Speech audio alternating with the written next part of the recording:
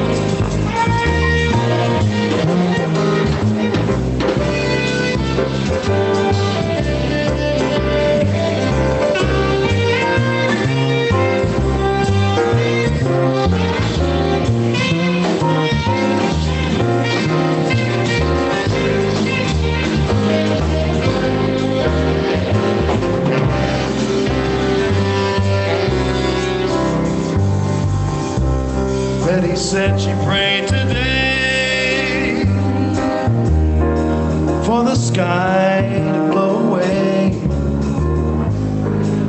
maybe stay. She wasn't sure, but when she thought of summer rain calling for mild again, she lost the pain and stayed for more. Gonna see the riverman, gonna tell him all I can without the band. I'm feeling free. And if he tells me all he knows about the way his river flows, I don't suppose it's meant for me.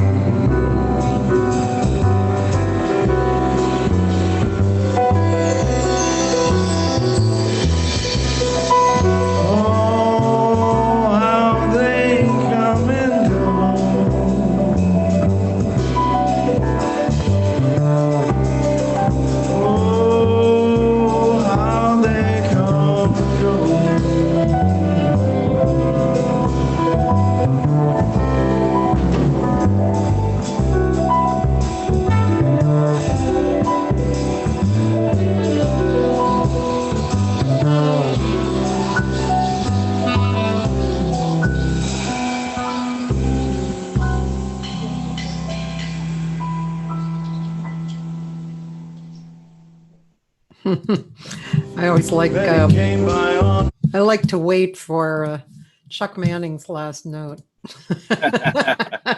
He always has the best last note. That was I noticed Adam Cohen on bass and Dave Dirge on drums, and who was the pianist? Was it Andy Langham? Oh, Andy Langham. I didn't actually. I wasn't watching. Okay. That's when he had short hair. Oh. And no beard. Roland, this is Tony Jones, and ladies and gentlemen, Tony Jones, an old friend of mine, drummer and singer, and lots of things. And it's his group. It was at Alvis, and we just said everybody who was in the group, and Chuck Manning on tenor, of course. So yeah, man. Hi, Tony. Hi, good to see you. Of course, we already said a bit of a hello before we got on, but that's okay. We can still say hi. Right, it's show business. Yeah, show business. Wow. Well, it's really fun to talk to you. Oh, Riverman, by the way, Roland wanted to know about Riverman. Nick Drake. Yeah. You seem a little soft. Am I? Yeah. Can I yell? Or I don't know how to adjust the mic on this particular laptop. Okay. Have you done fixed in Zoom? Have you fixed for music to make music and sound a little better? No. Okay. I'm going to lead you through it. Down at the bottom left, yep. The mute, and right next to it, the little arrow, go in there. Then the audio settings at the bottom of the list. Got it. And then advanced at the bottom. Advanced at the bottom right. Right. Oh, gotcha. And then the top two should be disable, and then the echo cancellation on auto. So suppress persistent background noise? No, yeah, both of those are disabled. Okay. And then the echo is auto. Auto, that's on. So, and suppress intermittent background noise. That's disabled. Okay. Okay, got that. And echo, the bottom one is auto. Yeah, that was already there. Okay. Input level. I see that. Oh, should I increase that, or is that good? Increase your level. Let's see. Talk a little. 1, 2, 3. Checking. Test. Pretty good. People. Let me increase it. Yeah.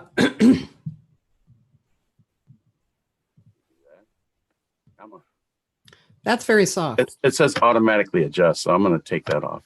I think that's a good idea. Hello. 1, 2, 1, 2. That's better. Okay, I'm going to max it out. Sorry for the technical. You see, instead of just schmoozing before, we should have gotten that together. That's right. Anyway. Okay, I'm getting out of this. Yeah. All right. Thank you. Okay. This is funny because Tony is a studio owner, so you would think. I don't do Zoom. Well, I there you only go. join and, on my Facebook, on my tablet. This is the Yeah. first time I've done it on this. I've actually used this for without the audio Oh. because I've been doing this app called Jam Kazam. Oh yeah. Have you? Yeah, it's a friend of mine. I don't know if you know Ruel Lubag. He's a pianist, No. amazing pianist. He's like, well, under the Oscar Peterson line of Oh. pianists. Oh. He's up in Seattle. Oh.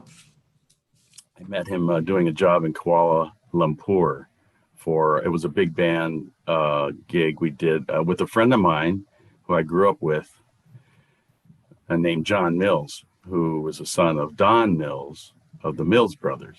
Oh. And John carried on the tradition with a guy named Elmer. Whoa. Sorry. You really just left. Left? Yeah. I'm Left the here. room. Okay.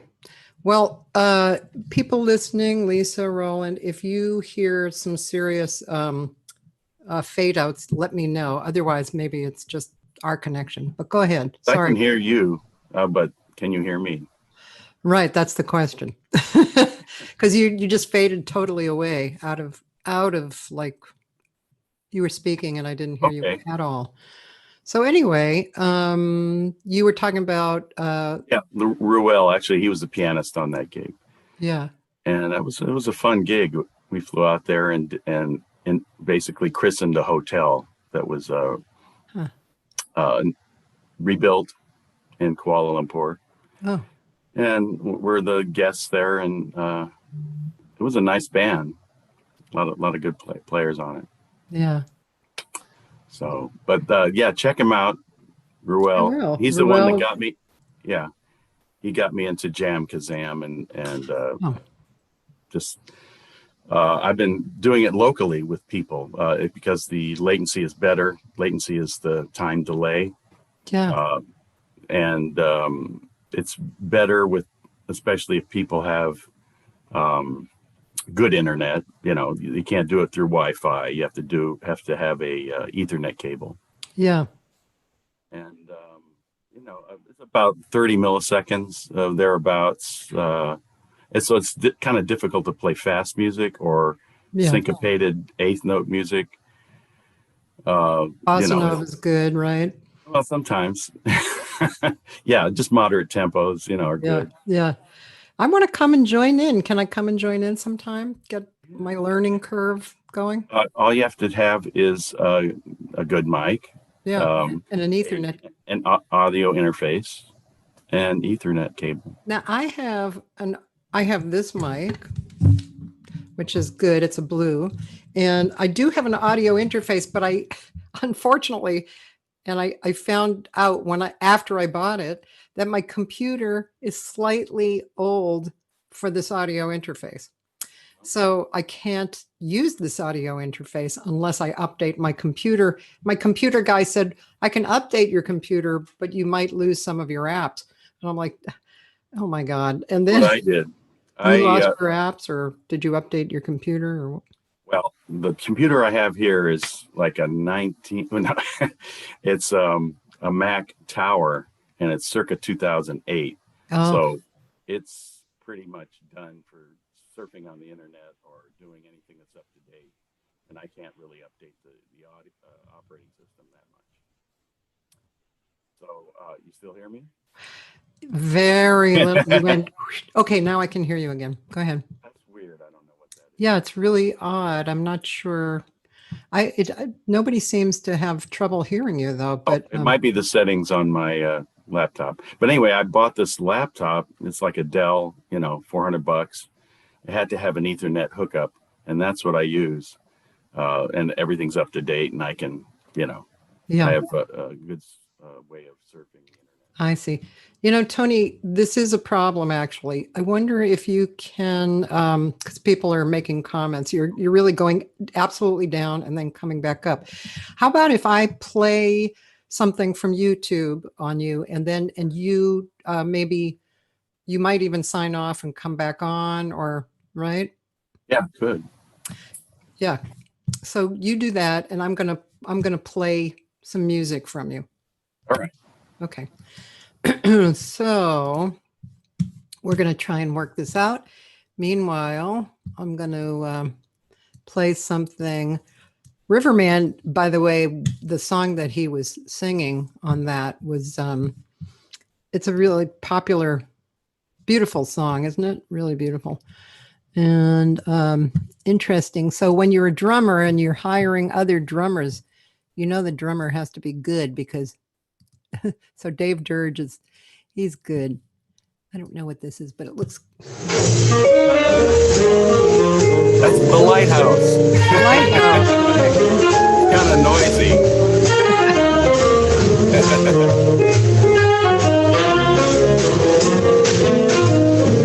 I just wanna talk to you. I won't do you no harm. I just wanna know about your different lives on this here people's farm. Heard you got some families living in cages, trying to go. Some just stay there and dust away as they do. Is this true? Please let me talk to you. I just wanna know about the rooms behind your mind. Do I see a vacuum there? Am I going blind? Or is it just a remains from vibration? It echoes on I go. Things like love the word. Let your fancy flow. Is this true? Please let me talk to you. Let me talk to you.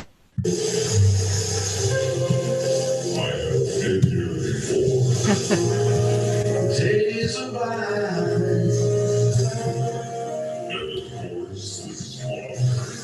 So concerned.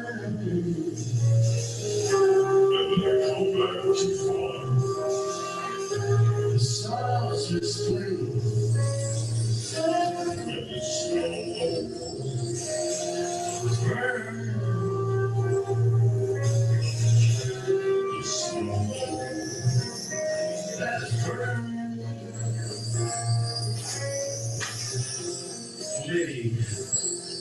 Maybe it's just a global warming.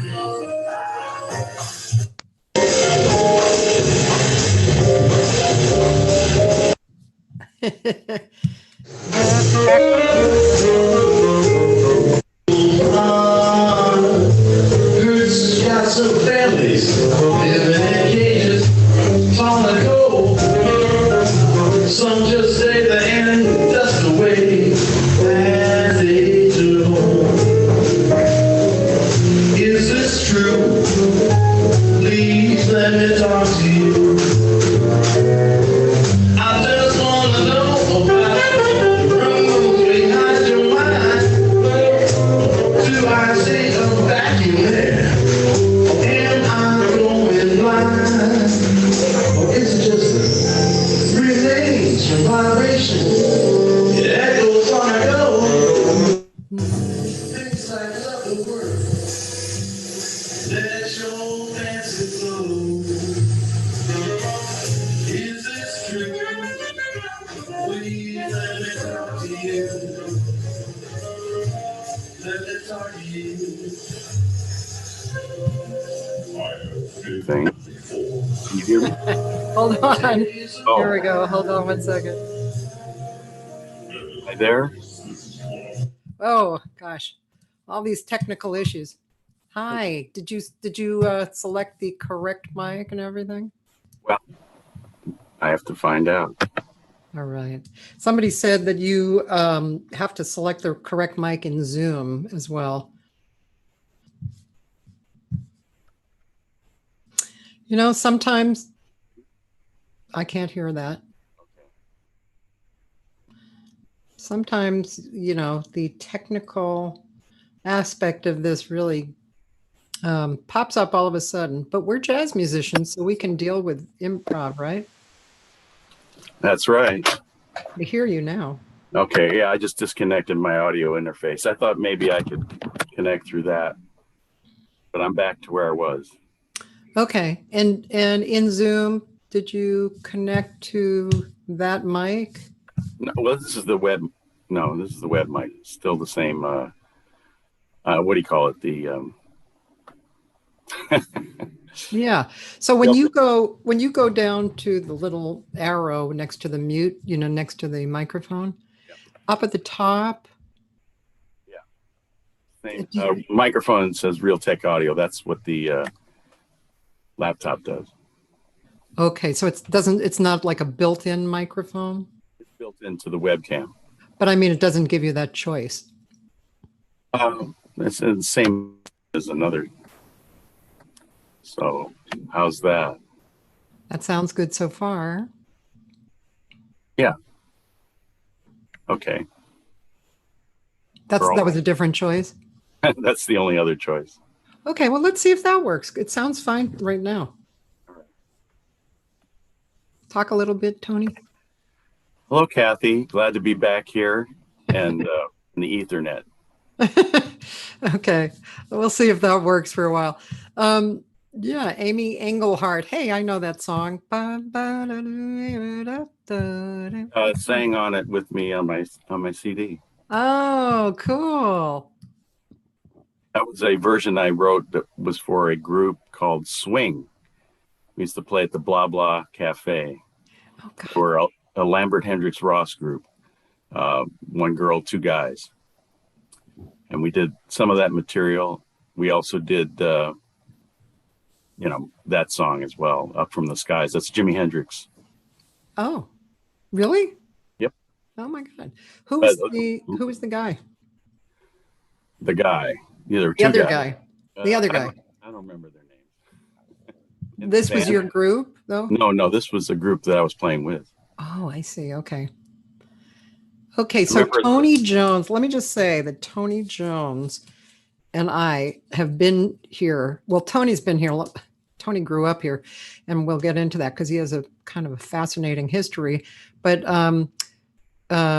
also, we knew each other, we probably met in the late 70s or something. And we were part of a lot of people who were working at the time. At that time, I've spoken about this before with other people, but at that time, work was super abundant. I mean, we'd do like 10 gigs a week.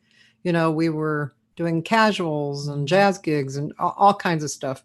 And and Tony mostly was a drummer, I think, back then, or at least in our relationship. And over the years, Tony has he's been a musician that I have to say, you have done marketing similar to me over the years, which I don't see a lot, to tell you the truth. So that's interesting to me as well. But do you have anything to say about that? But I want to ask you how you came up, because I think it's a great story. And, Oh, thanks, Cathy. I was born here, child of the 50s.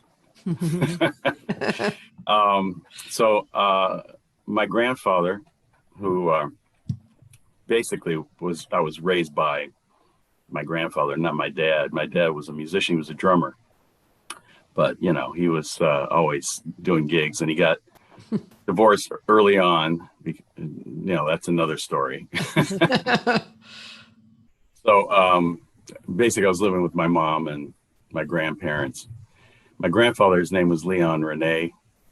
He was a composer, had a record company, a number of record companies here in LA.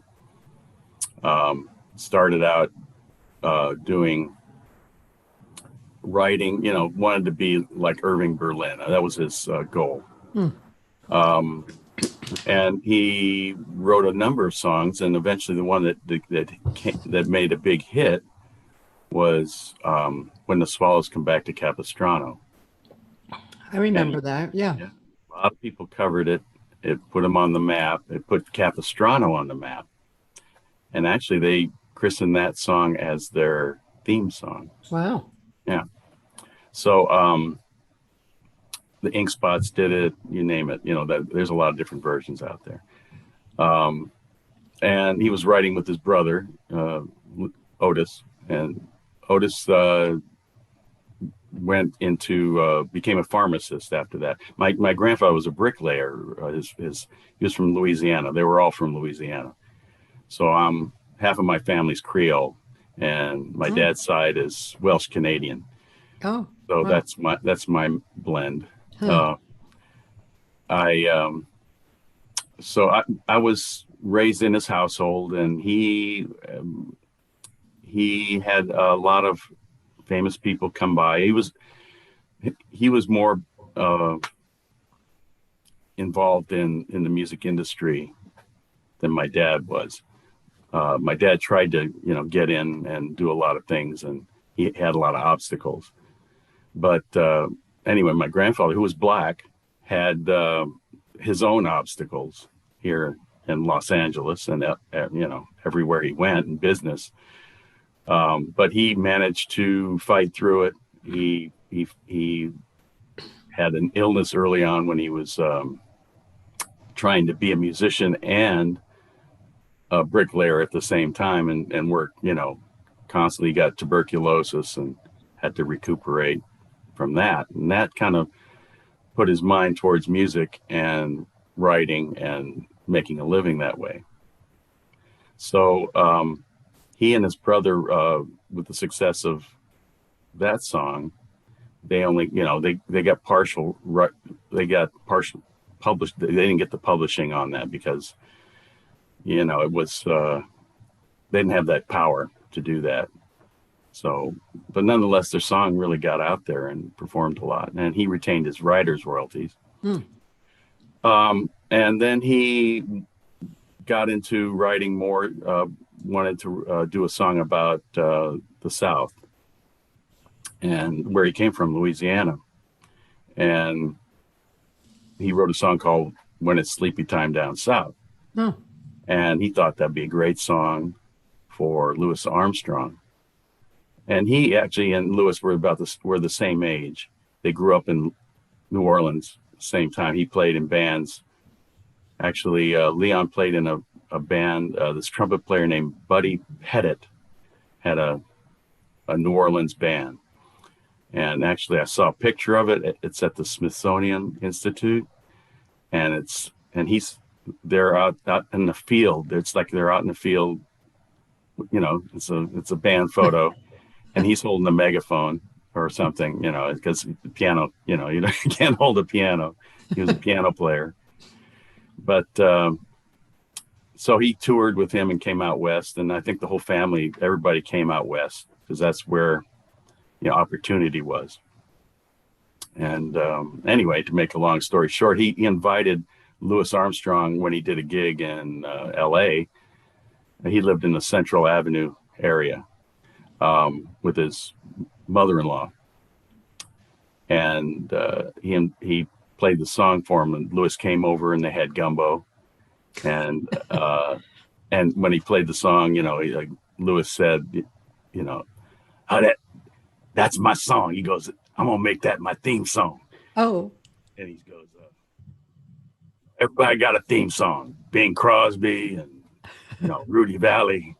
I want my own theme song. So that he made that his theme song. Every time he played, he used that song to close the evening. Wow. And he recorded a number of versions of it. Huh. Wow. And cool. I do my own version of Louis as well. Yeah, right. I knew that, but I didn't know the backstory. Yeah, that's it. So that's Leon Rene. I mean, he developed. He had a record company called Exclusive Records. That was in the 40s. Uh-huh. Actually, before that, when he started writing, he wanted to also put out artists in LA that weren't really recorded, that were just discovered. And there was a number of groups that the first recording he made was a group he heard in a club here called the Nat King Cole Trio. So he recorded their first sides. Oh my God. And, you know, the stuff they did at that time, it was all jump swing. It was up tempo, you know. Wow. Da ba do ba do do da, sa ba do da do do. Get your coat, grab your hat, you know. Yeah, yeah. So anyway, they recorded "Sunny Side of the Street." They did that one. They did something called "I Like the Riff." And Nat on the session said to Leon, "I got a ballad I'd like to sing. You know, I'd like to do this, you know, original." And he said, "No, you know, it's like, you know, we want the up tempo stuff, you know." So, what was that song? "Sweet Lorraine." Oh my God. Yeah. And, Wait, you mean Nat wrote that? Oh, I didn't know that. and soon after that, he went to Capitol Records. Sorry, you're going to have to say that again. You faded away. Oh, he went to Capitol Records after that. So, Oh, and you know, yeah, and then the rest was history. yeah, of course. Was that the studio that you used to live? Make that studio. You know, he got kind of tired of spending a lot of money doing demos in, you know, regular studios, so he decided to build his own in his house. And he had some engineers help him out, and that was like around '64. So it was designed around maybe a pattern of Western recording studio. Western, that was a popular one here. Mm-hmm. And United. He you know, soundproofed the garage. He lifted the roof on his garage, which was attached to the house.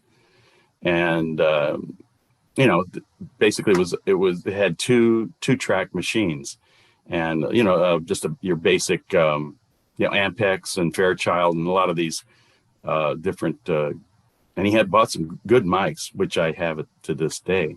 Wow. One is a Telefunken 251, which is a beautiful tube condenser mic, and I have some RCA mics 4477. Those are ribbon mics, which are sought after. And when I started doing stuff there, it was an 8-track.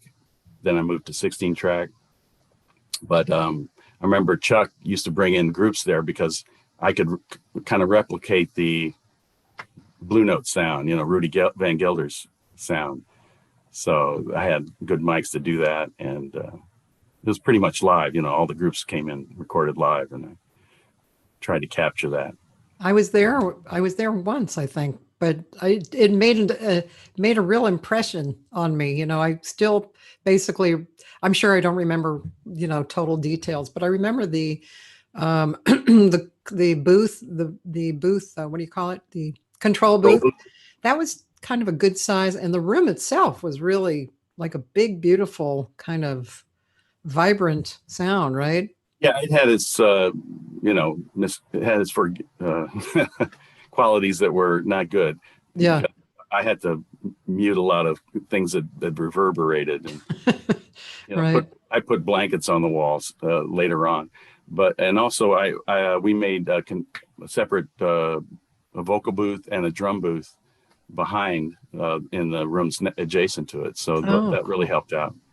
It must have, you know, I kind of hate to say this, but it must have been hard to sell that house. You know, I sold it after my grandmother died, and it was right before, you know, it was right when property values were still pretty good. I mean, the prices, you can get good prices. So, you know, I luckily sold it to someone, and, you know, that was that. They weren't interested in the studio, of course, you know, and since then that person sold it, and it was totally remodeled, which was good because you needed a lot of money to fix that house up. Yeah, but it must have been a little emotionally hard to sell that. Yeah, you know, I moved everything in here. I have the piano. Oh, okay. I have my you know, the mics, basically. That's it. Yeah. And a lot, actually, outboard gear too, which I don't really use that much. But. Yeah. Okay, I feel better. Yeah.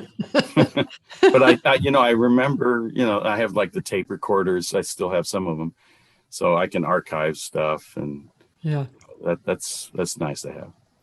So, I get the history. And so, when did you start playing? Did you just jump into the whole music history of it? I mean, was it just totally attractive to you from when you were young? And how did that all happen?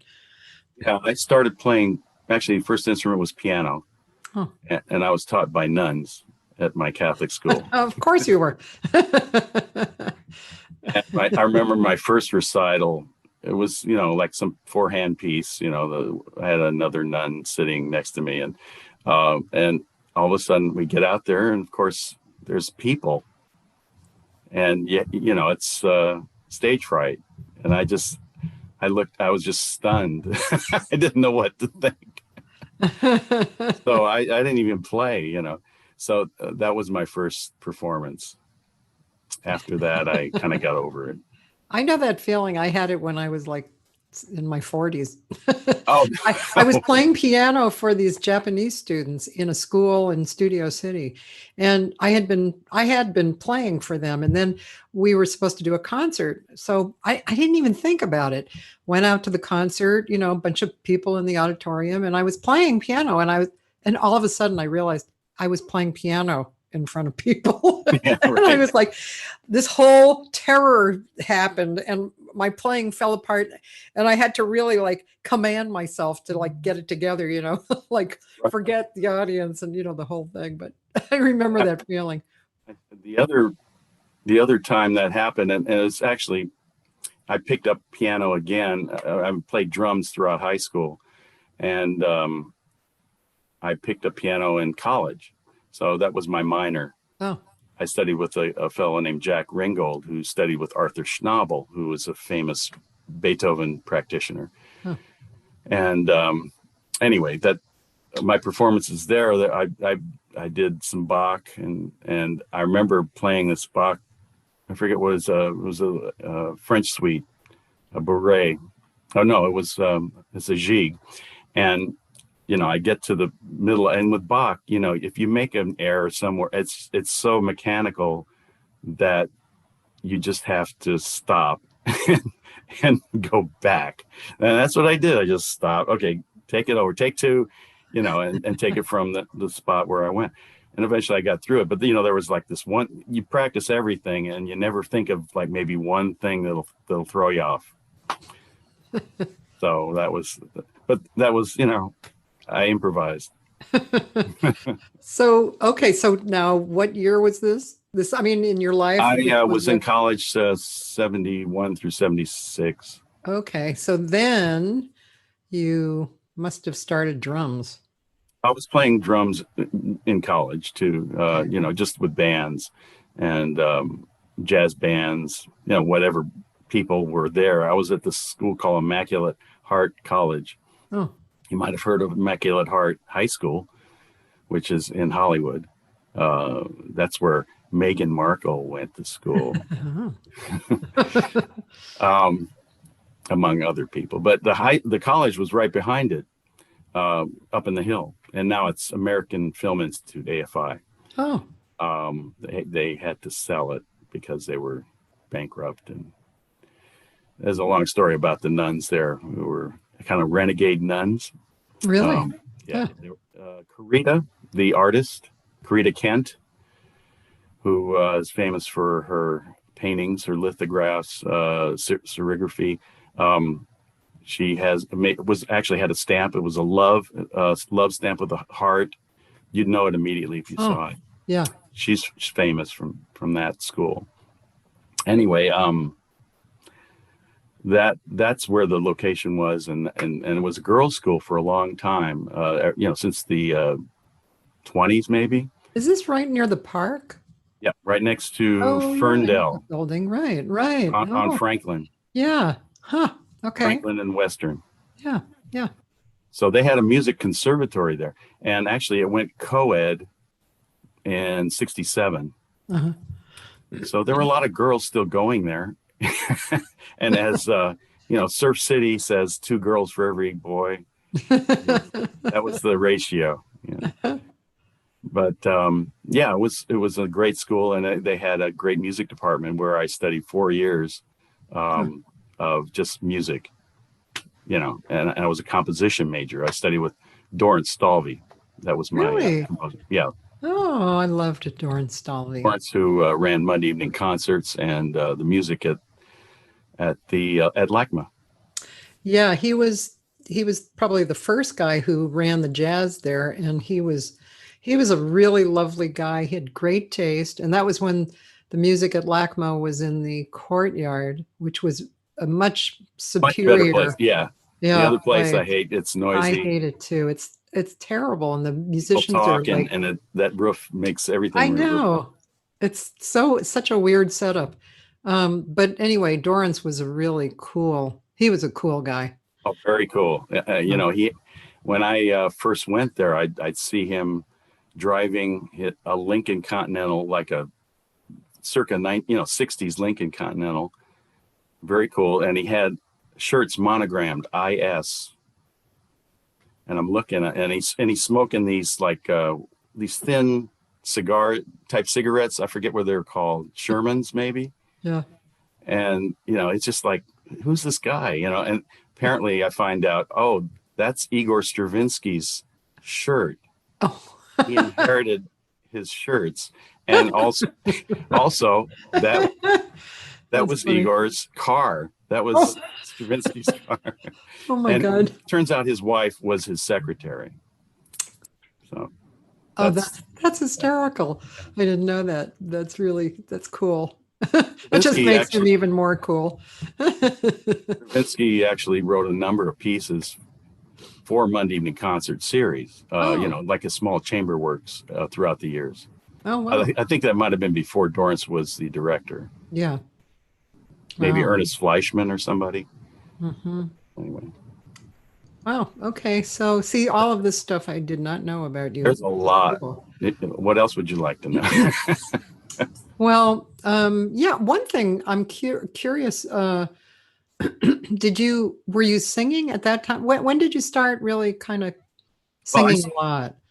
I was basically singing since I was a kid, but just for fun. I I mentioned my friend John Mills, who was son of Don Mills. Yeah.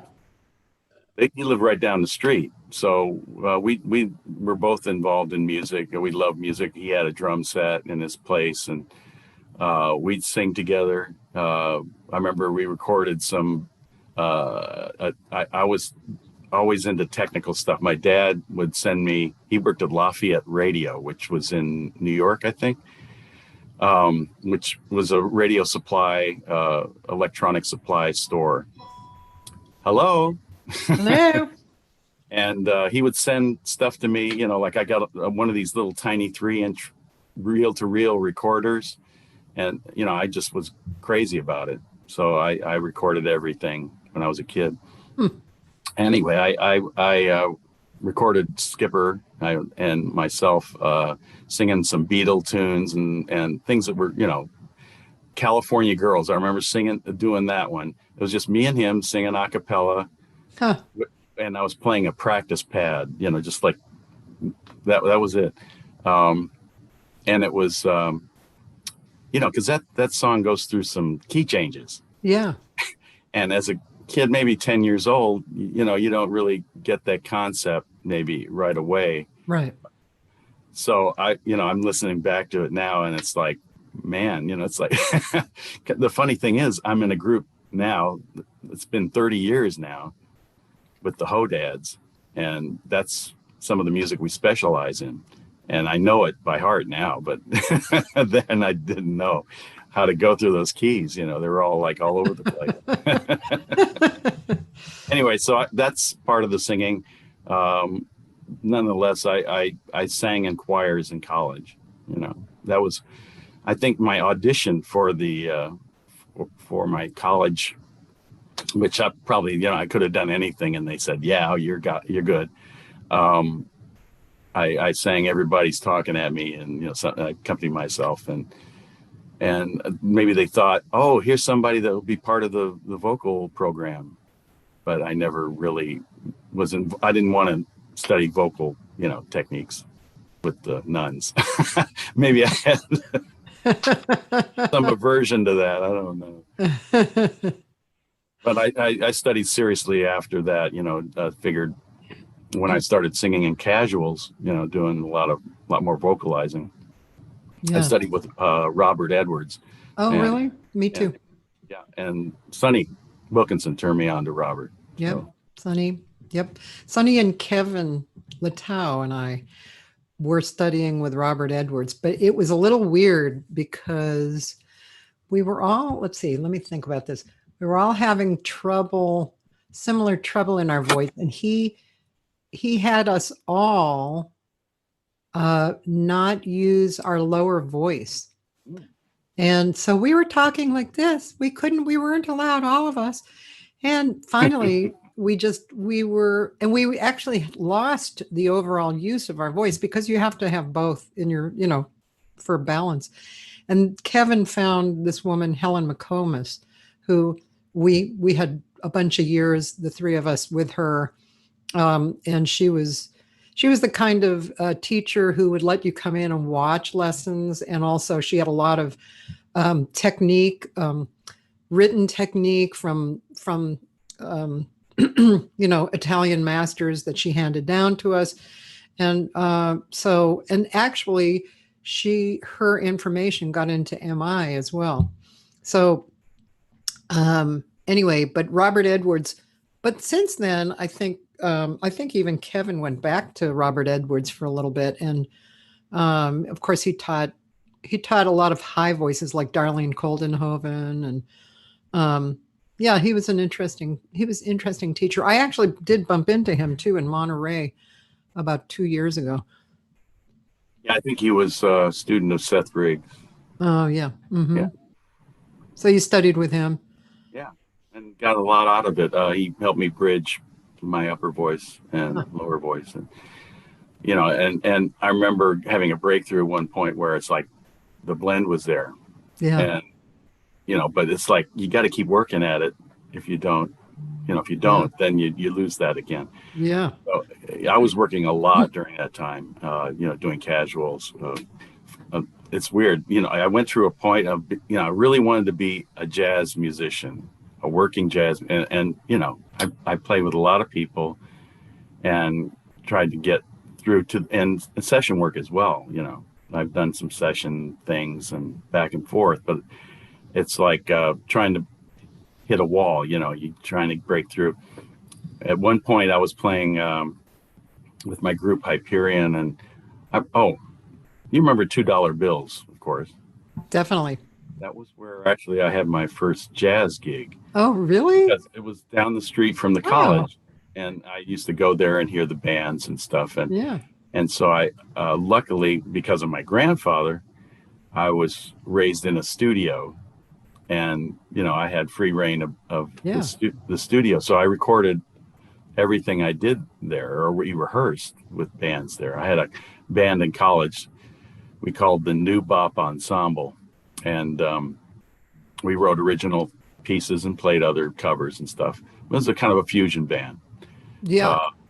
And I presented the demo to them, and it was like, oh, they gave us a gig. So that was nice. And we actually, I think we played $2 bills. It was like a New Year's Eve party there. Oh, man. Wow. I don't remember that part, but that's cool. Yeah, there was a lot of Chick Corea and other Scientology people were there because it was a Scientology place. Yeah, it was owned by Scientologists. So I used to hear a lot of bands there, a lot of great bands. And one of the bands was Kitty Hawk. Yeah, Kitty Hawk with Michael Joachim, right? Mike Joachim. Yeah. And Mike told me, he said, hey, you looking for more work? And I go, yeah. I said, he says, why don't you try this guy out? His name is Clark Keene. Clark Keene, king of the casuals. Yeah. And I said, oh yeah, I'll try him out. So he put me on a gig, and from there I just started doing tons of work for him, and singing and playing, and but mostly as a singing drummer because I was that asset. Yeah. There weren't many guys that did that. Yeah. So I developed my repertoire, expanded it. And the funny thing is, even with Clark, he knew me, and I played shows with him. I played fashion shows and all kinds of gigs, you name it. And he knew I read music, and so I took a break, went on the road with a country singer. She had an album, and she was pushing that. And it was during the urban cowboy scene, and she she had a run. I had to run with it, and then I came back and started playing casuals in town with him again. But then he was putting me on all the country music gigs, so it was like, what, he forgot, like other things that I don't just do country, it's but it was kind of like the rage, and I was the country guy now. Like you're only good as the last gig you did. That's somebody, So I said, well, I'm the best goddamn country singing bebop drummer I know. That's really funny. How did the Ho Dads come about? Good question. So playing for a lot of these booking agents, or you would call them casual agents, because they aren't really agents. They collect, whatever money. It's not 10%. So there's no law that was written for them. But nonetheless, early on, I got a call from some casual agents. I remember, Lionel Ames, who Lionel Ames was. Yeah. Mm-hmm. He wanted to put together a group for Japanese tourists, like an Anaheim Convention Center. And they wanted the beach theme. They wanted Beach Boys. So I called somebody I knew that knew a lot of that stuff. His name is Bob Schuster. He's a guitar player. And so we basically put a band together to do that repertoire.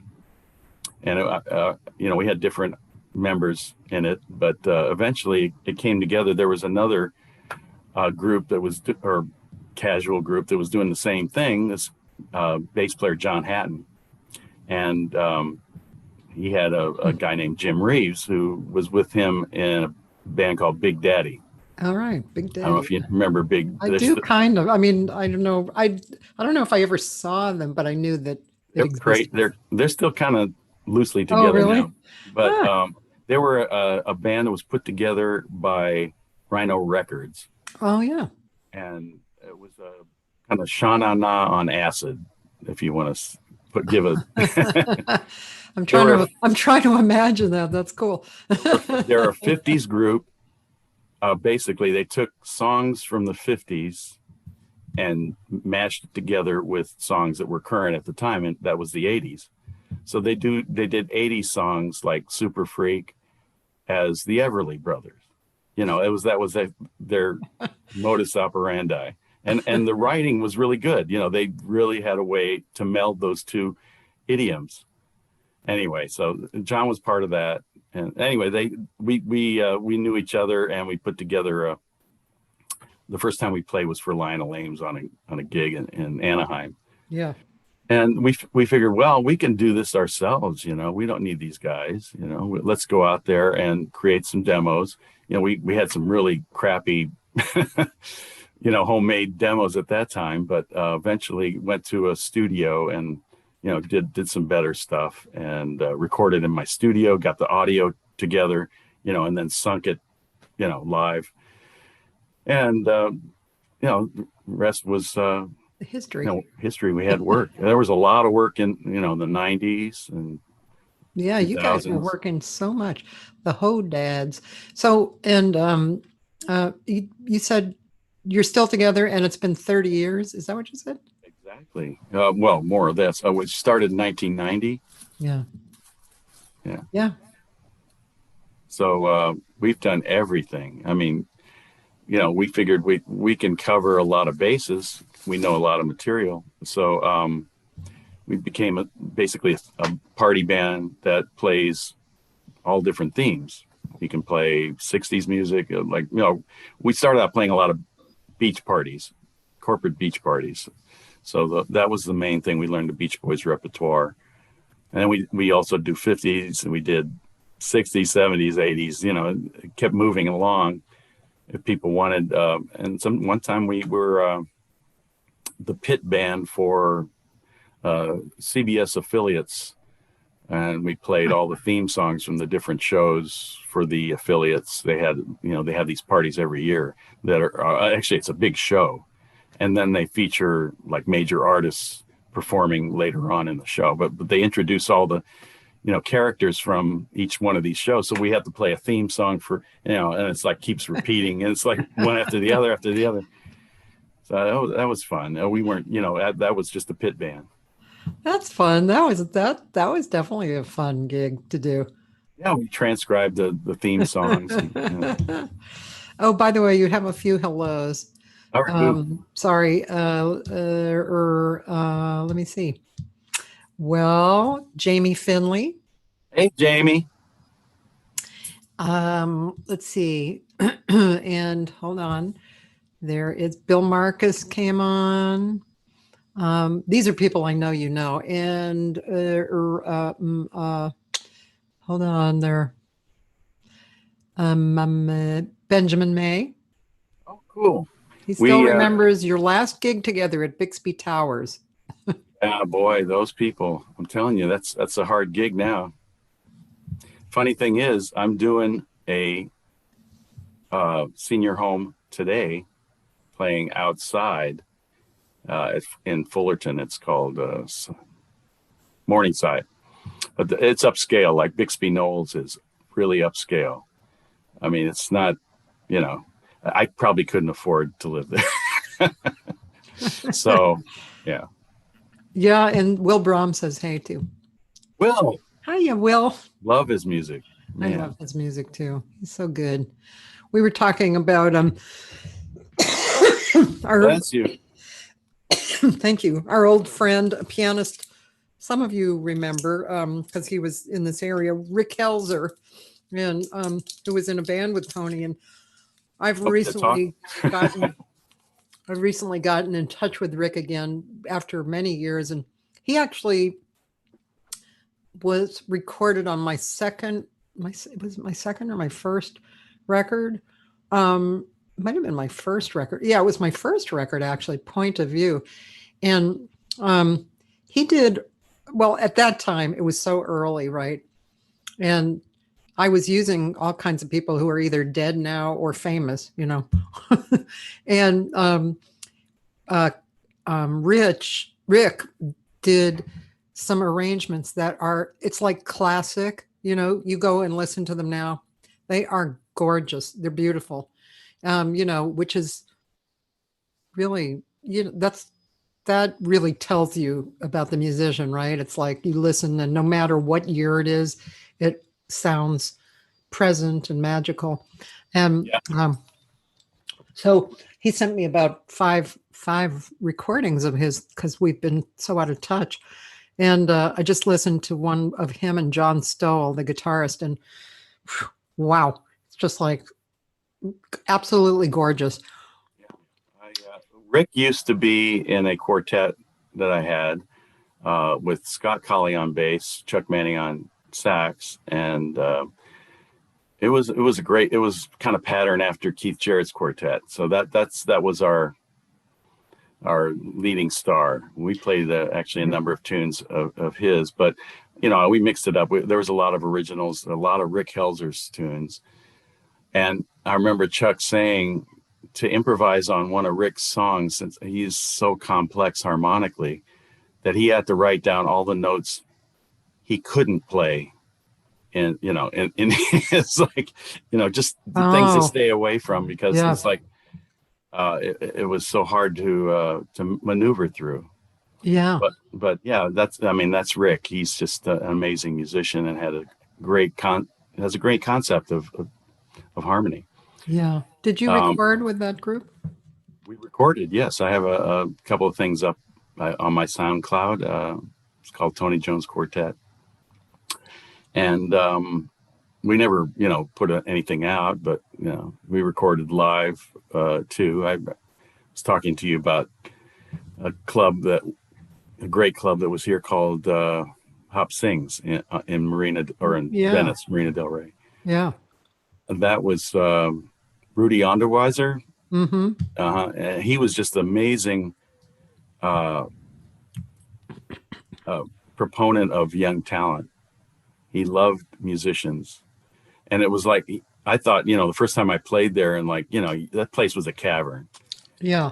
It was, how many people, you can never pack that place. Yeah. And, he'd ask me back for another gig, I said, oh, that's great. I played there too with Joe Diorio when I was playing with Joe. Joe Diorio. I wish I could have him on, but that won't happen. Yeah, I don't think so. But yeah, I mean, and you mentioned John Stoll. I met John Stoll through Tad Weed, who was also we had a trio. Tad Weed with Ken Filiano. That was the trio. Filiano. Ken, yeah. That was just such a musical time. Ed Tad was like he was one of the best pianists in town. Oh, I loved him. I think I played. I think it was Julie Kelly. Oh, my battery's running low. What does that mean? Okay, let me turn on my keep AC. Going. And I'll basically say Taylor Hatch said Scott Colley is an amazing musician and guy. That's correct. He lived here, and he was actually on my first record with Rick. And Sonny Wilkinson sends her love. Hi, Sonny.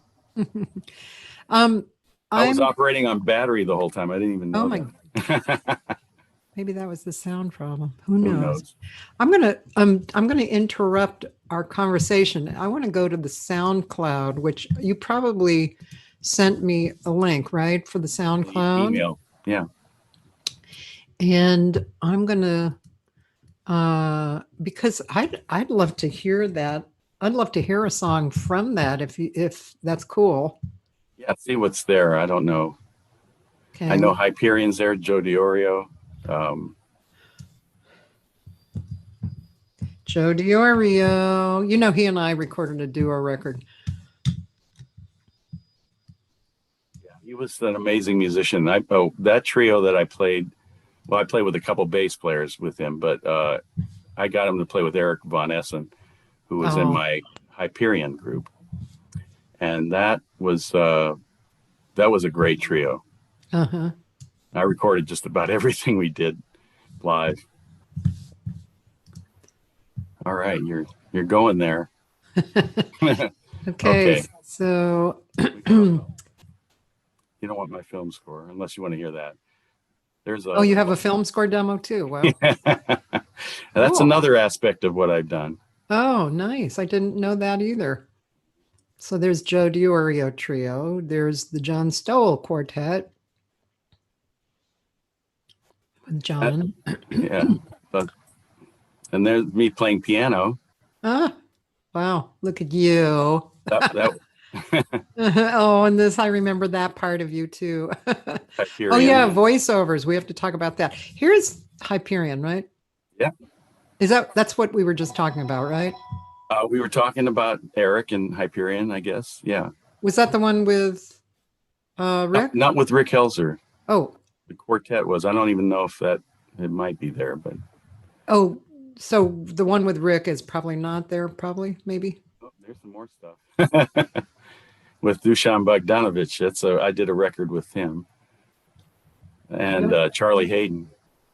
Well, this one, him and Charlie Hayden? Yeah, he's not on. That's not the record though. Are they on that? No, they're not. And James Newton was also on that record. Oh, I see. So what do you suggest we listen to? Well, let's see. Go back. Well, Hyperion, Celebration sounds good. Celebration. Okay. Yeah, that's a Phil Aaron tune. He's a pianist. Jim Witzel's a guitar player. Oh. And Eric is a bass player. Okay, here we go.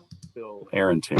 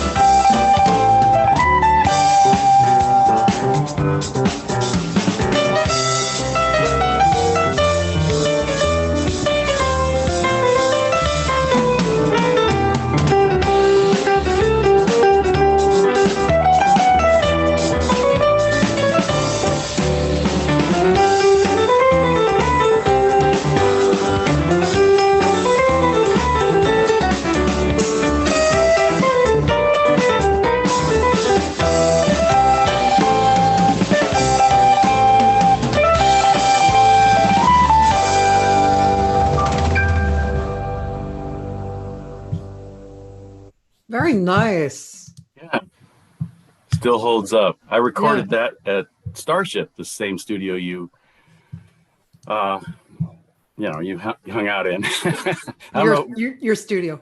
Right. Well, that's my Yeah. grandfather's studio. Uh-huh. Um, that was recorded on a Tascam 8-track. Uh, and being the engineer and the performer, I had a way of doing recording, but it was like, there was always, I go and set everything up, I get sound checks and then I go start the record button. And I had a remote that didn't reach all the way to the drum booth. So I had to have somebody else operate it, in the main room, because we had a main room that I recorded the piano and I have it baffled. I recorded the guitar in there. Eric was in the vocal booth next to me, and there was like a little window that he could see me. And I was in the drum booth, and there was a window. I had a door that's the soundproof door that separated the main room. So that was, trying to get a rapport. And we already had a rapport by that time. We played a lot of gigs. I remember I think our first gigs was at a place called the Coffee Emporium. Oh yeah. Remember that in Marina Del Rey? Yeah. We played there pretty regular. Yeah. And then we played, you name it, a lot of different places around here. Yeah. I'm writing that down because I spoke to Paul Krybeck, and you know him. He's so quirky. Hi, Mark Van Aken. Hi, Mark. Paul Krybeck made a list of LA clubs over the years. So wow, there's a lot. I'm not sure Coffee Emporium was on there, but that's one of them. And I remember there was one in the Valley we played. We played a couple, but I think it was like in a little shopping center off of Doral Canyon on Ventura, I think. Shopping center in a. Yeah, it was like a strip mall. Yeah, I ran across a flyer for it. Yeah. Yeah. I mean, gosh, I'll share you. Share with you. Maybe you can add to the list. It's kind of a funny. This would be the kind of a list Barry Zweig would love, because he was really into that. Roger Lowe. Hey, Roger, how you doing? Wow, Roger. I love him, man. Great singer. Yeah, singing drummers. We have a union. When I was doing a lot of casuals, it was John Mahon and me. Uh-huh. And we used to field out calls for if we needed subs. It's kind of like, okay, well, guys that could do this, they could do what you do, and we all cooperated on that. Whatever. Yeah, now John moved on to Elton John, and the rest is history for him. Yeah. Yeah, I have to say that LA really was good with that. Maybe because of how we all came up. I'm not really sure.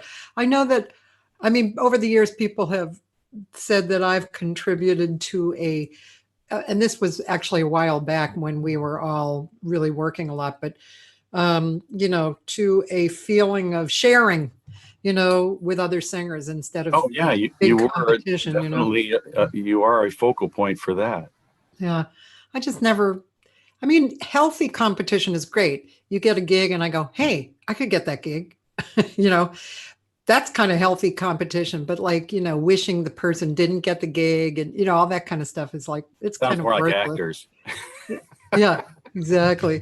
So yeah, but there was a time when we were really sharing because there was so many gigs. It was so prolific, and really, it did you well to send a sub in who could do what you did well. David Arnay, pianist, good friend of mine. I'm sorry, who? David Arnay. Oh, David Arnay, yeah. He once told me when he first came to town, he started booking the Parkway Grill. Right. And he's been there ever since. Yeah. And he's expanded his, different places that own the Parkway. Right. He says when he gets a sub, make sure to get somebody that's better than you. That way there's no complaints. And, it's like, And also, usually that guy is not always available too. you know. Yeah, I've been over there and seen some. I think who did we see? We saw maybe Todd Hunter. I know that. Yeah, Tony Campadonico, I think, has played Tony, over there. love Tony, man. Yeah, he's a great player. He actually did a track for me recently. Oh, really? Yeah, I put during the pandemic. I've been working on pieces that I kind of, half did, and I'm working on a couple right now. And this one was for my cat that passed away like right before the pandemic. Oh. And so I always write songs about my cats, and and so I wrote one for her. Oh. Anyway, Tony's on that. He collaborated and played a really nice solo on it. I'm writing down. Yeah, I'd like to hear your songs. I'll send you a song that I wrote about our cat. Actually, John Stowell and I recorded that on a compilation record. It's kind of a cute. It talks about the cat's point of view, which is cats. they're kind of divas, Very much so. Smart too. Yeah, very. You you have a career of voiceover career as well, right? I've done a fair share of voiceovers. I tried to get into that niche, and it's that you have to have an agent, and that's another whole niche. It's pretty much like being an actor to get the good stuff, like my neighbor down the street, Billy Vera. Oh, really? Billy Vera, man, what a cool guy. Yeah, he's doing all right. But yeah, it's I found out early when I was, probably in high school or maybe before then, that I was good at imitating, or just hearing voices, and I could emulate a lot of different qualities. So I made that my thing, especially when as a singer. I can mold myself into, impersonating different performers. And, everybody's known me for doing the Satchmo thing. So that's kind of like but it's more personal because that is a family association, also a New Orleans association. Yeah. And with my grandfather. Yeah. So, and he knew Lewis. So, he wrote a song actually about, just about Lewis and about New Orleans. Oh, really? Yeah. He tried to put that one out later in his career. What was that called? It's called Mr. Satchmo. Oh, nice. Do you sing that? Yeah. I have it on my CD. And, can you quote us a line or two from it? Down in the Volcarre, a man played a horn, they say. People passing by on Basin Street just to hear Mr. Satchmo play. Blow, ba-da-da, blow, ba-da, blow, Mr. Satchmo, blow. Come on, let's go to a place I know called New Orleans. That's where I found my dream. So it goes on. That's cool. Yay. Wow. Nice. Very nice. So, yeah, just imitating. And I do like Sinatra and Tony Bennett and Ray Charles and, just a number of different things I can put my mind to. But yeah, voiceovers, I've done some stuff. I have a demo there, if you want to play it, but you don't have to. That's kind of cool. I wouldn't mind hearing that. Yeah, it's a lot of different things. And with the Ho-Dads, I've done, we've done our promotional videos, and we did like a Caribbean Jimmy Buffett video where I played like a voice of a Rasta man, kind of thing. And one with the beach, we did a song, and it was like a beach dude kind of approach. Now this, whatever. That's cool. Hey, yeah, I think that would be fun. I'm going to go look. One of the people on SoundCloud. On SoundCloud. Okay. One of the people I interviewed was Randy Crenshaw. And, he had a really good, cool story. And for those of you listening, it's Randy Crenshaw is one of the most prolific and successful voiceover people living in LA and or probably anywhere. But when he was young, I think it was him who said it was either, I think it was a teacher, or was it a teacher? Yeah, probably his teacher. He said that he wanted to be, he wanted to be a musician, and the teacher said, basically, forget it. He said, "What are you going to do for money?" He said, "Yeah, I want to be a musician, and go into or maybe voice. I can't remember, the studio business, something like that." And they said, "Forget it." And it's like, yeah, well, wrong, because he was good. So here's your film score demo, and then Keep going. Somewhere. There it is. Singing. There's voiceover. The next one. oh, okay, cool. So before I forget, I want to ask you.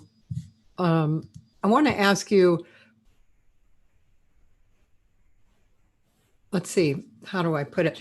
I mean, my feeling speaking with you and over the years, as I said in the very beginning, was that I always saw you out there. I always saw you putting yourself out there, which was unusual for me to see a musician putting themselves out there in all these different ways consistently. And it's something I always admired about you, And so I'm just curious about your point of view. Have you always had kind of, this is more a philosophical kind of question, but have you always had the same point of view of moving ahead, moving forward, spreading out, communicating PR, kind of, have you had that, like a real consistent point of view about that? Just early on, just trying to promote my groups, that I play with. Yeah. So, obviously finding someone with success that was doing that had a good mailing list. So that was kind of a key to getting, people to come to your gigs. So that was, and plus I had a studio. So that was good for a musician to promote themselves, to have all this repertoire that you could package and have it in a presentable way. So did you feel like, though, you had maybe you just didn't, maybe it was just what you did, but did you feel like you had a philosophical kind of a drive or goal or that kind of thing? Called making money. Okay, that's the bottom line. Yeah, man. Making money and surviving. I came to this certain crossroads. I was talking about Mike Jokum, where he turned me on to doing casuals. Clark Kane, yeah. and so at the same time I was getting jazz gigs, and it was kind of like, well, do I cancel this jazz gig to do this casual? It's like, which way am I going here? And I mean, I need to pay the rent, but I love playing with these guys, and it's just. So, there was a couple of gigs where I had to put a sub for my own band, to do a studio session, or to do, it's like, oh, well, maybe I didn't need to do that, but, I wanted to experience that. And, obviously the money part of it, and also the work, put me more into the, to varied musical backgrounds. And I know a lot about music. I studied, yeah. Enough to learn. It's like I studied enough to not make it dangerous, but I was able to adapt to different styles of music, since I was rock and roll, jazz, classical. So I knew a lot of background, so I could adapt to anything, and I can read. So, but that allowed me to easily move into different kinds of shoes, and then I promoted myself from there. I mean, just, I need to get work. So Yeah. that's the motivator. Yeah. Okay. Just curious, because people have different perspectives. And I figured, well, there's a lot of different things I can do. There's, I'm kind of like a journeyman. That's a master of none.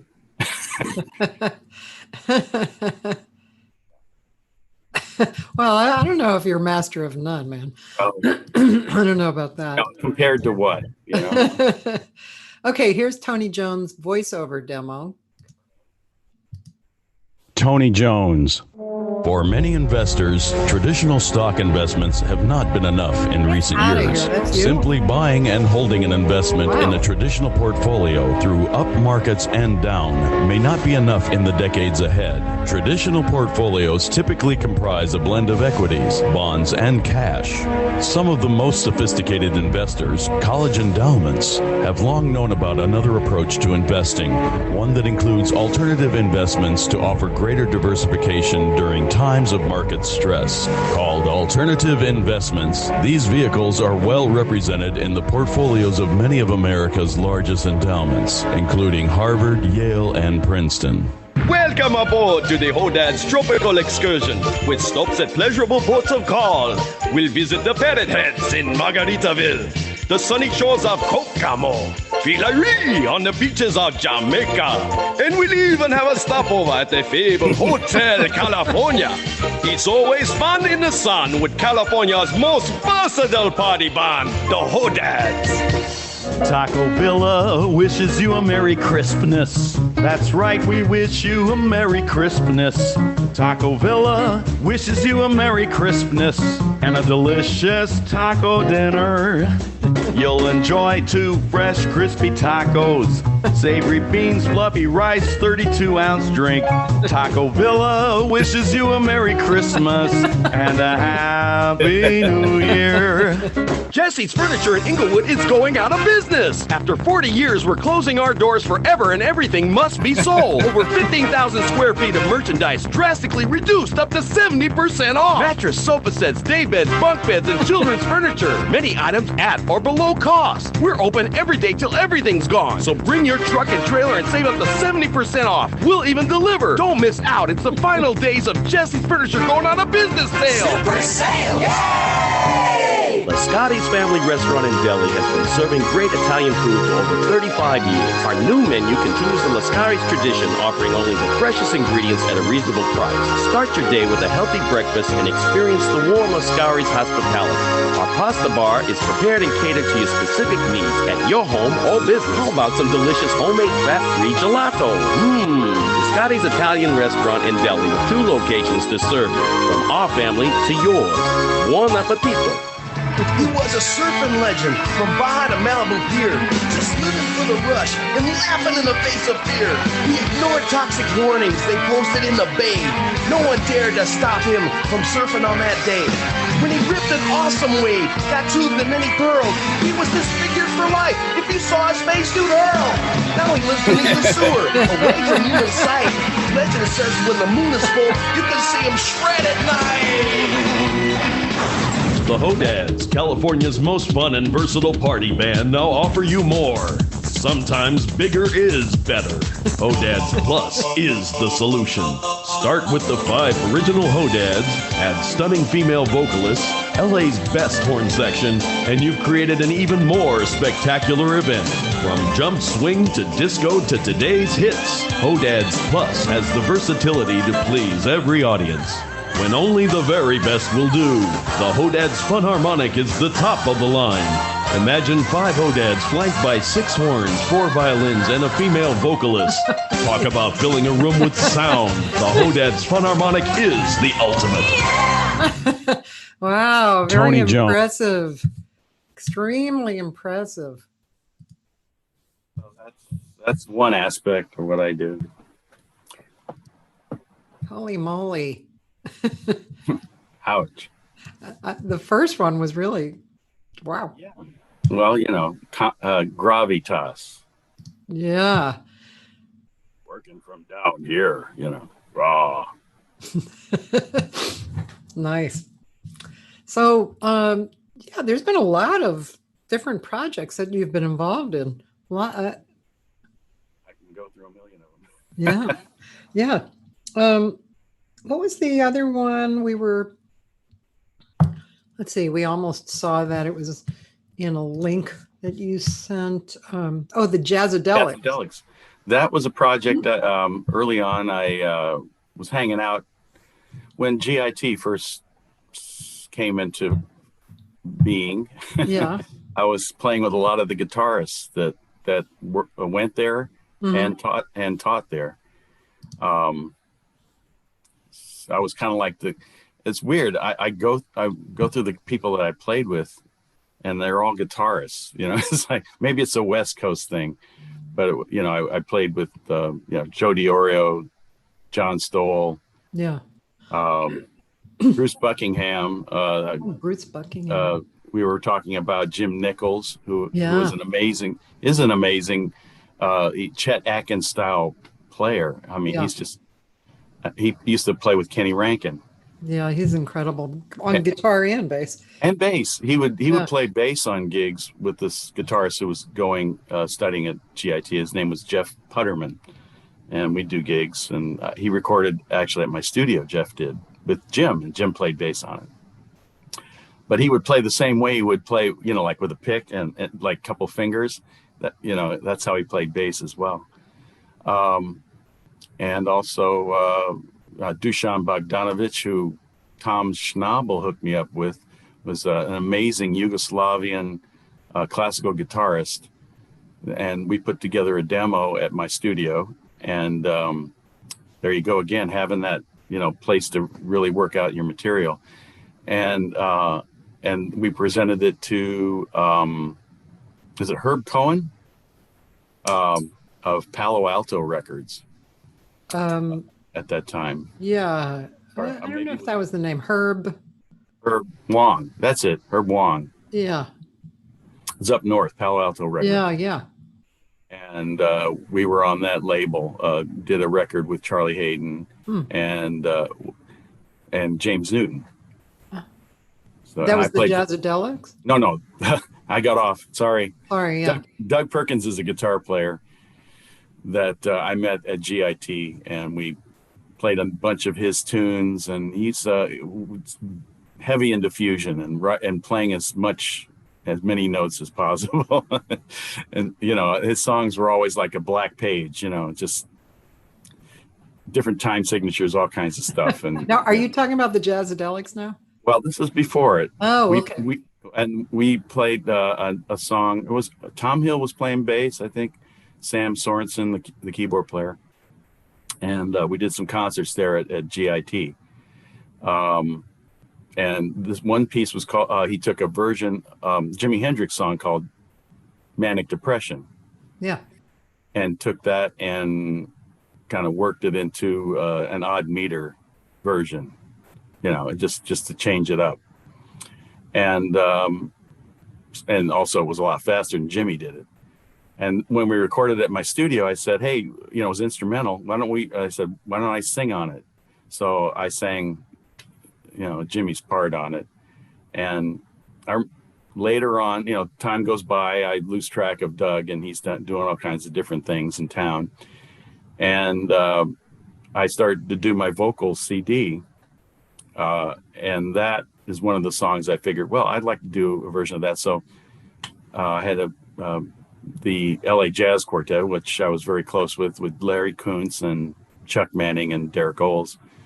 And at that time, they were using the drummer, Mark Ferber. So I used them for the second half of my CD. The first half, I had Mark and Larry Goldings and Derek and Bob Shepard. So basically it's 2 sessions that I did on that project. So I redid Manic Depression on that CD. And then when later on, I talked to Doug and I said, hey, why don't we just flesh this thing out and do a whole project of psychedelic tunes done as a mashup, in the style of fusion and jazz, jazz fusion types tunes. And so that whole Jazzadelics project is that, and we recorded that here in this one room studio. And, it's kind of difficult, but, we figured out a way to do it. And on that project was, let's see, Doug on guitar. I'm singing and engineering and whatever, playing percussion. And David Anderson playing drums, Adam Cohen on bass, and Chris Smith, who's with the Jefferson Starship, who's playing piano, keyboards. So that's a fun group. We did some concerts in town and Alva's, and actually we played in Pershing Square at a Noontime concert there. Oh yeah. And it was like, nobody was there. It was kind of, well, okay, we'll just play. And Angela Carol Brown was on that too. She was on that project, and she came to that concert. Great singer. I love her. She's now in Kansas City. She is? Yep, she moved. Oh, she lived near me actually. Yeah. So she moved to Kansas City. Like, was this recently or? Yeah, within this year. And Ross Wright. Yes. Yeah, she was tight with Ross. I mean, she obviously played in Elvis Schoenberg ensemble. I love that group. Actually, I did some rehearsals with them early on. You did? Great chart. And I know Elvis. I know Elvis. Well, what's the name of the group? It's Elvis Schoenberg. But there's another name for the group. Yeah, that's it. Elvis Schoenberg. No, there's a orchestra. Yeah, Orchestra Surreal. Surreal. Yeah, that's it. Surreal, yeah. And he's Elvis Schoenberg. That's he is. Moniker. He is. Okay. I actually was on a podcast that he did. I got that group was frigging amazing. I'm going to tell the people listening about that group. So Ross Wright is a really wonderful composer and arranger and bass player. Oh, bass player. I didn't know that actually. And he about 25 years ago created this group called Orchestra Surreal, and which he took on the persona of Elvis Schoenberg, and he rearranged mostly popular music, right? All kinds of stuff.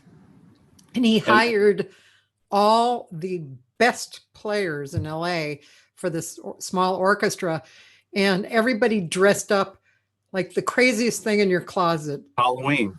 Yeah. And then he had like sometimes 3 singers. Angela Carol Brown was one of them. And she was, and then he hired like a classical singer, a rock singer, and Angela kind of did a bunch of stuff. And then they had these personas, like Angela was Miss Thing. And there was a story, that went through it. It was very cultish and it's Ross's Zappa influence. Yeah. Especially in his writing. Mm-hmm. And I met him when he was like 17 years old. Really? I was taking a film scoring course at UCLA. Yeah.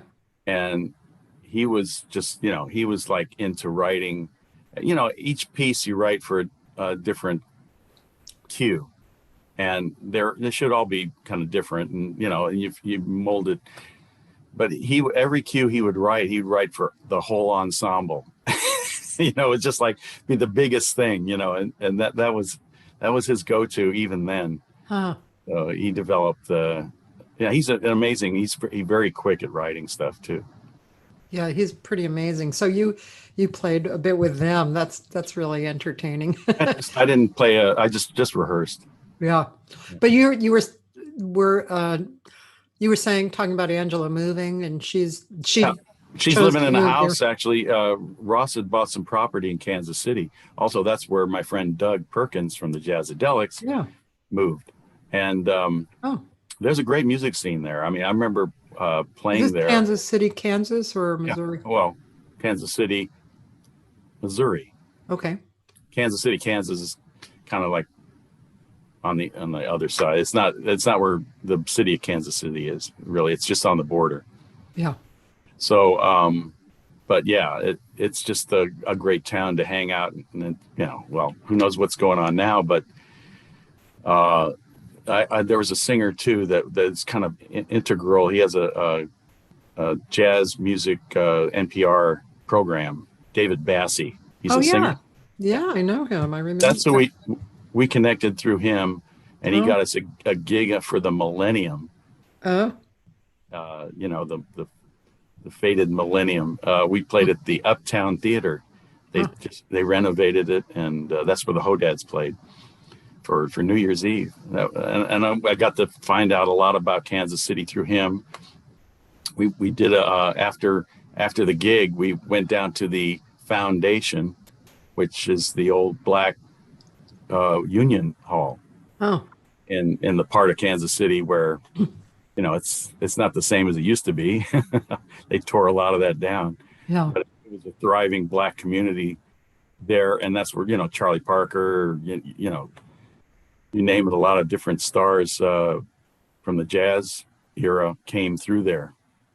And it's still, there was a jam session going on all night there at the Foundation. Cool. Nice. So cool. Again, Jazzadelics, well, yeah, that was a project we did here. Yeah. And if you want to play some of it, you can. It's, it's vocal stuff. And yeah, I had it kind of up there because on SoundCloud. Okay. So one more time, the Jazzadelics has who in it? Okay. David Anderson's in the middle playing drums there. Yeah. Adam Cohen, Chris Smith, Doug Perkins, and myself. Okay. And Angela singing on some of these too. Okay. And these I gotta hear Manic Depression. All right, that's the wrong one. There we go. I think I've heard this before. This is a different version. This is more there is fusion. A huge fundraising deadline coming up for Senate Democrats. Okay, now you can go. Okay.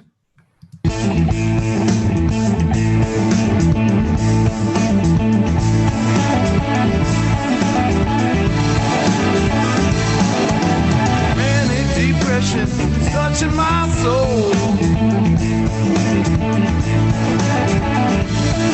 I know what I want, but I just don't know how to go but get it. Feeling sweet, feeling drops of my fingers. Manic depression is catching my soul. Ow!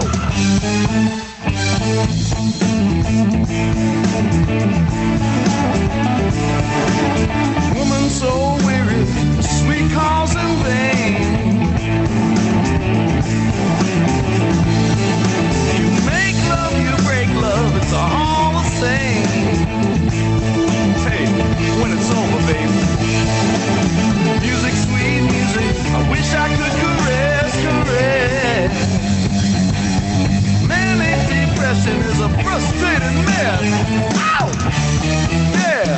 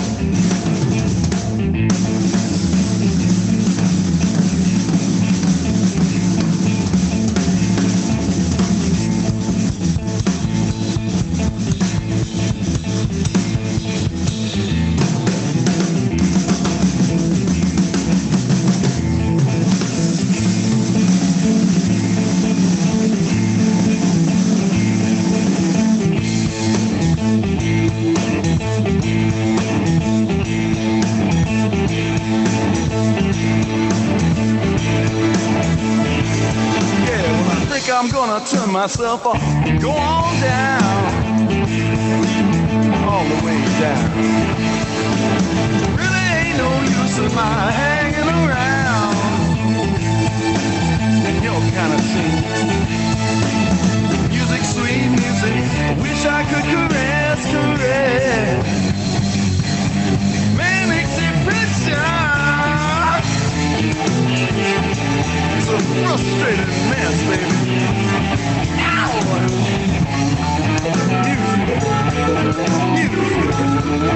Music,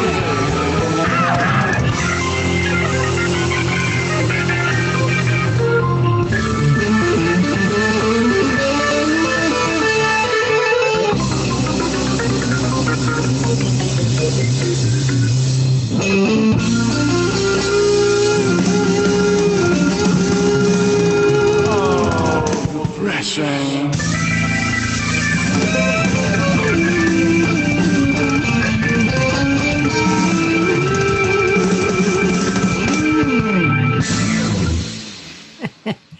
Yeah, man, that was pretty powerful. David Anderson, yeah, I remember him, but he wasn't really in my crowd, but I'd see him every now and then.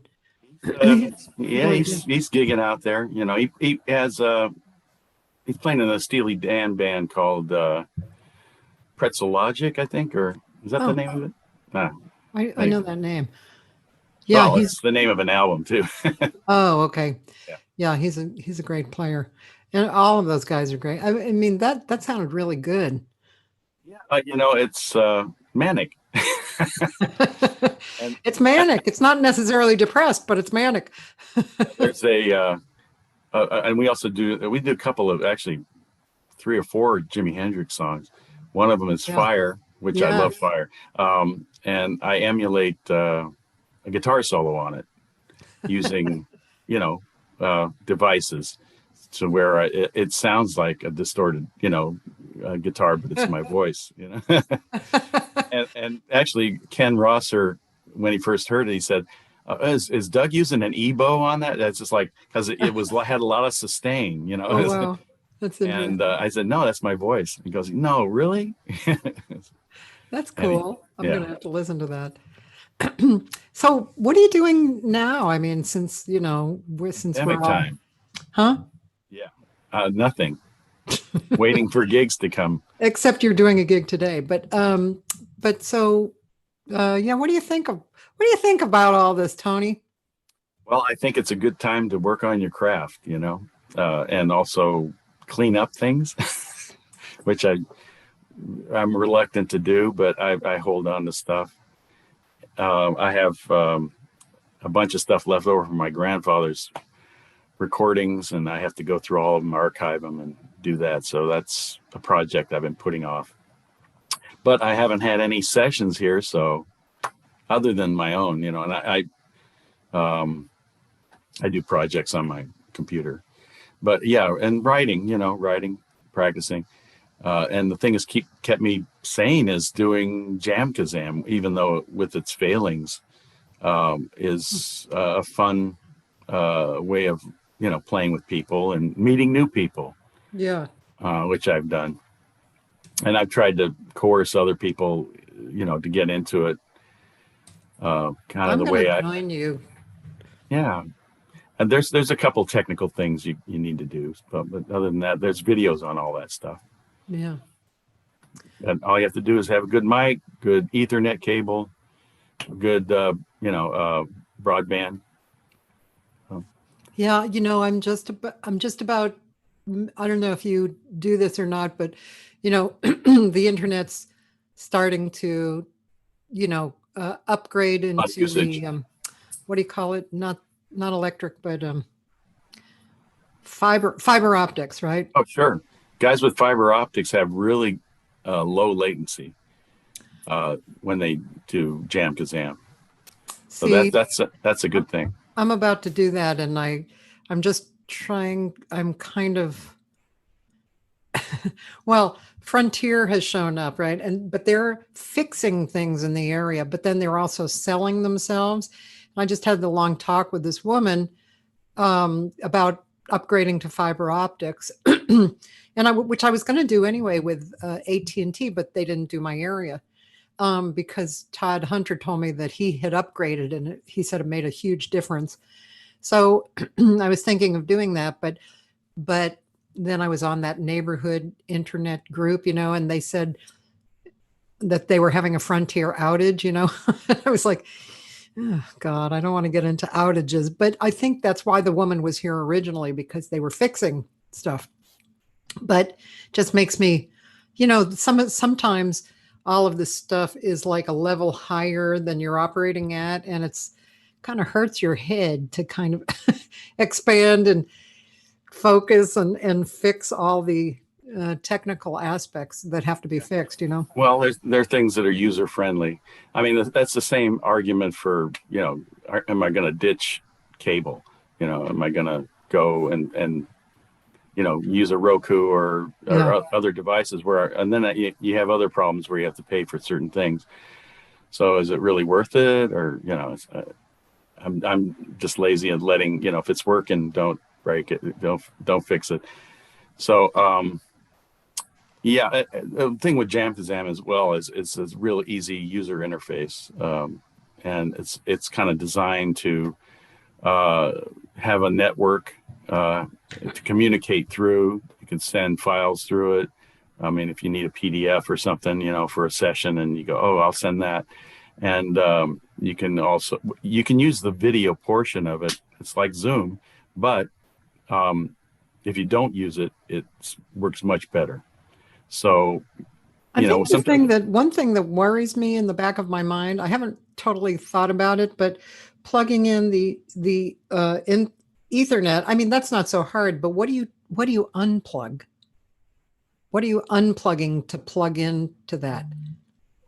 Well, basically you have your Ethernet cable goes straight to your modem, and that's all there is. If you're using other things, like, your modem's connected to other units of computers in your house or Wi-Fi or whatever, it's kind of using up the signal as well. But you're not unplugging anything. You're actually plugging one more thing into, or you're plugging your computer directly into it, as opposed to using Wi-Fi. I'm going to have to look more and more and more. Okay, that's one of my next steps.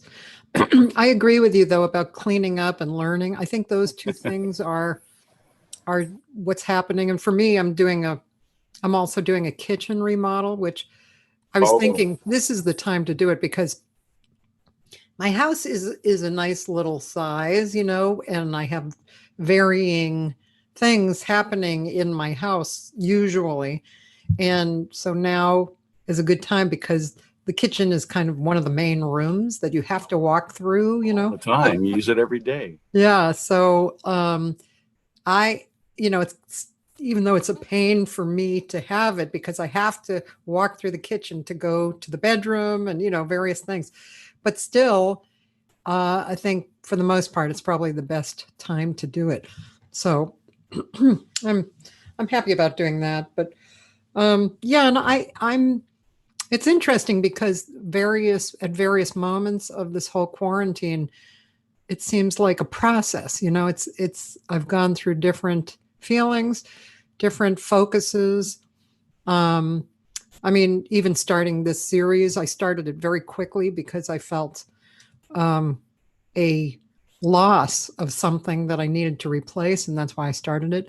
But so now I'm getting a little more edgy about singing. It's like, I'm practicing. It's like I'm wanting it more. Well, I'll tell you, the first time, this pandemic hit, I wasn't really doing much, and I got an offer. Basically, it was a friend of mine, a pianist, that said he had a project, and I said, yeah, well, you need a voice for that. It was like he wanted a Michael Bublé kind of cover of "You'll Never Find," the duet that he did with the singer. So I figured, well, yeah, I'll do that for you. I got, in my studio. So I figured I'd knock it off in an hour, then I started listening to it. I looked at his chart. You know, he wrote out the vocal line, but it wasn't exactly the way Michael was doing it. So I had to study that and kind of, you know, emulate it and put in some notes. And then I went and, you know, recorded the stuff, but it was like, oh man, I haven't sung in a long time. And it's like, it took me, you know, a good hour or so to get into it, you know. So I was not using my instrument, and you know, need to do that all the time. So actually, Jam Kazam, I'm singing and playing drums, doing everything. So it keeps me. I do it like 2 or 3 times a week. Cool. Yeah, that's cool. Yeah, I'm starting to set up some extra stuff that I can get together with people on, and I still haven't yet pulled up my old GarageBand, you know, which I want to do. I think I just have to have a reason to do it, you know. But people sing with you know, the iTunes. What am I talking about? iReal Book, you know, just as a backup. Yeah. You can do that. I'd rather not do that. No, okay. I'd rather have somebody, like, you know, send me something. Yeah, that's better. Yeah. Well, you know what? It's been 2 hours. Time flies. I have one more question. Okay. What came first, the chicken or the egg? Oh. Wow. Cool, man.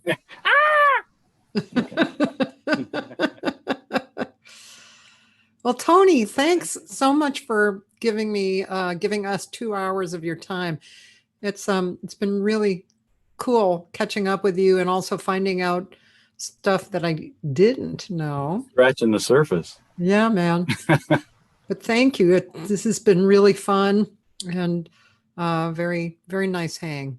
Enjoy your show, and you know, I love all the interviews you're doing here. This is great. Thanks. And you're inspiring other people to do this as well. I am. I inspired Sunny, actually. Sunny, speaking of that, Sunny, every 2 weeks, this week being one of the weeks, she's doing on Mondays at Pacific time at 11 o'clock in the morning.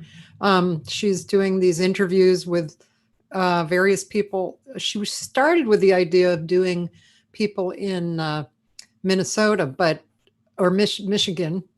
But I think she might be expanding, but she's a really good interviewer.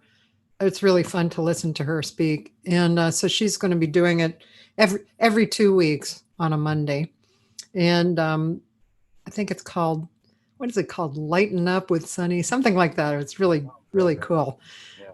And so, yeah. And also, I don't think I inspired him to do it, but I might have pushed him over the edge. Atmaro does Saturdays.